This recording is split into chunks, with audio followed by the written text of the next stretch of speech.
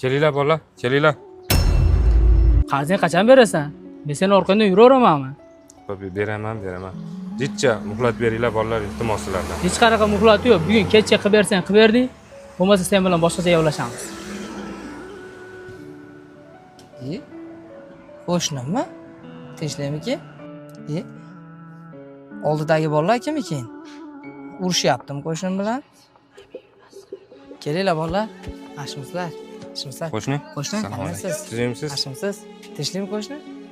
Tinchlik Bola bu kim? bolalardan jinday qarzim bor edi, shuni imkonini qilolmay qoldim-da. Qancha qarzi bor qo'shnimni? Aka aralashmang pulni bermaganingizdan keyin. Qancha qarzi bor deyapman, ayt menga. 100 ming qarzi bor. Berasizmi qo'shingiz qarzini? 100 ming xolosmi? Ha, 100 ming. Men 100 ming. Qaytib ko'rmaysizlar bu mahallada. Mayli, salomat bo'linglar. Sog' bo'linglar. Ha, qo'shni tinchlikmi? Nima buni qarz bo'lib qoldingiz? Ey. Bilan yurmardingiz? Ko'rmaysizmi qo'shni? Anchadan beri ishlamayapman. Uydagilar banisaga tushib qolib shunga jinday qarz olgandim. Ishlamayapman ham, shuni uzolmay qoldim to'g'riga. Bularga va'da qilgan paytimda uzolmay qoldim. Mana endi qo'shni sizdan qarz bo'lib qoldim endi. Qanday uzaman deng? Ishlamayotgan bo'lsam, hech yerda ish yo'q, ishlamayapman ustiga.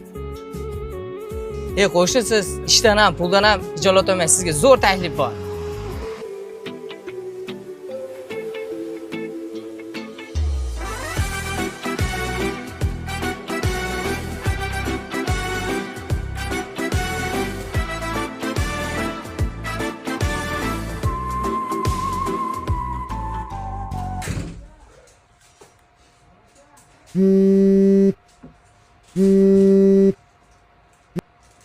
Alo?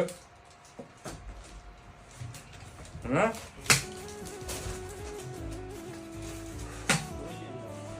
Ey xudo, shuncha pulni qayerdan olaman endi? Qo'shni, arabangizni qo'ying-da. 1 minutga keling-da, gap bor. Tinchlikmi qo'shni? Biron joyda bir xato qildimmi? Yo'q, qo'shni, sizni bir yaxshi bilan chaqirdim. Mana ko'ryapsiz, Tepaqo'rg'onda do'konlarimiz bor. To sementidan tortib, patkulich bitkizyapmiz, armatura desam hamma yo'g'igacha. Ashunga mana siz ham ko'rib turibsiz, qarzlaringiz ko'p, kecha kunduz ishlayapsiz. Ashunga biz ham zakotimiz bor edi. Shuni endi begona qilmay shu qo'shni uyga beraylik dedik. Qo'shnidan olsa keyin boshqalarga. Shunga to'g'ri tushunasiz faqat qo'shni. Mana mashina olib qo'yasiz qo'shni.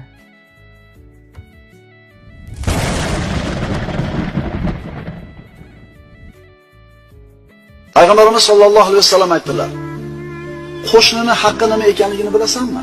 Mana endi hozir qo'shnini sendagi haqqi nima?